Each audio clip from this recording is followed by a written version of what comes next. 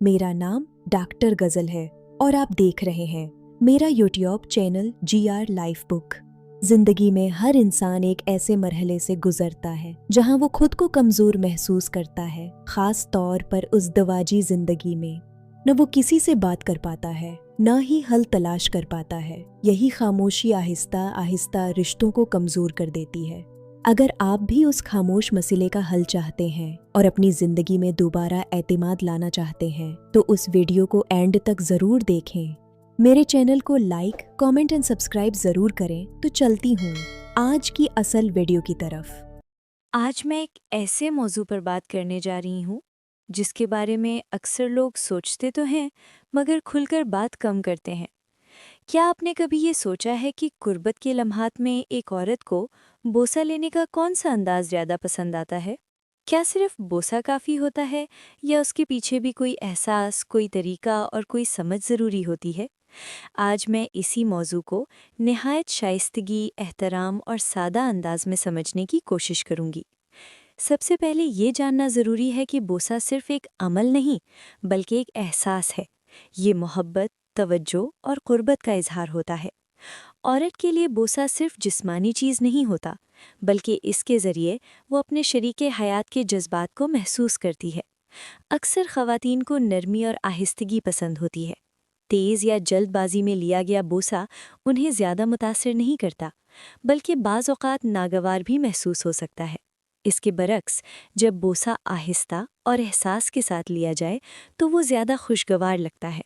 चेहरे पर बोसा, ख़ास तौर पर पेशानी, गाल या आँखों के करीब, औरत को जज्बाती तौर पर बहुत करीब ले आता है और इससे उसे मोहब्बत, तहफ़्फ़ुज़ और अहमियत का एहसास होता है। ऐसे बोसे अक्सर दिल को ज़्यादा मुतासिर करते हैं। होंठों पर बोसा भी क़ुर्बत का एक अहम हिस्सा होता है, लेकिन इसमें तवाज़ुन और समझदारी ज़रूरी है। ना बहुत ज़्यादा जल्दी और ना ही बेतवज्जही, बल्कि एक नर्म और मुतवाज़िन अंदाज़ ज़्यादा पसंद किया जाता है। एक अहम बात यह है कि हर औरत की पसंद मुख्तलिफ होती है। कुछ ख़वातीन को ज़्यादा जज्बाती अंदाज़ पसंद होता है जबकि कुछ सादगी को तरजीह देती हैं। इसलिए ज़रूरी है कि आप अपने शरीके हयात के रद्द अमल को महसूस करें और उसी के मुताबिक अपना अंदाज़ अपनाएं।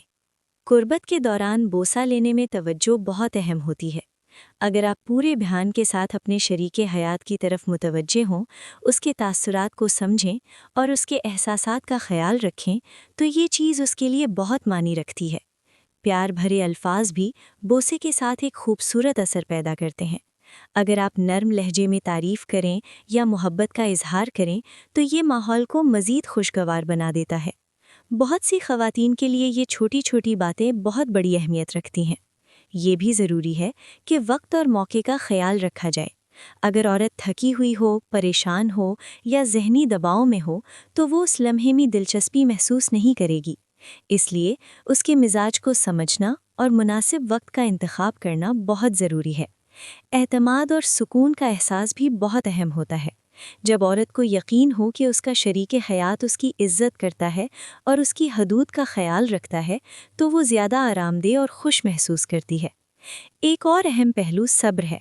जल्दबाजी के बजाय आहिस्तगी और ठहराव से काम लेना ज़्यादा बेहतर होता है। जब हर लम्हा सुकून और तवज्जो के साथ गुजारा जाए तो क़ुर्बत का तजर्बा ज़्यादा खूबसूरत बन जाता है। ये भी याद रखना चाहिए कि बोसा सिर्फ एक जगह तक महदूद नहीं होता बल्कि ये एक मुसलसल एहसास होता है जो क़ुर्बत के दौरान मुख्तलिफ अंदाज में ज़ाहिर होता है। लेकिन हर चीज़ में तवाज़ुन और एहतराम सबसे अहम है।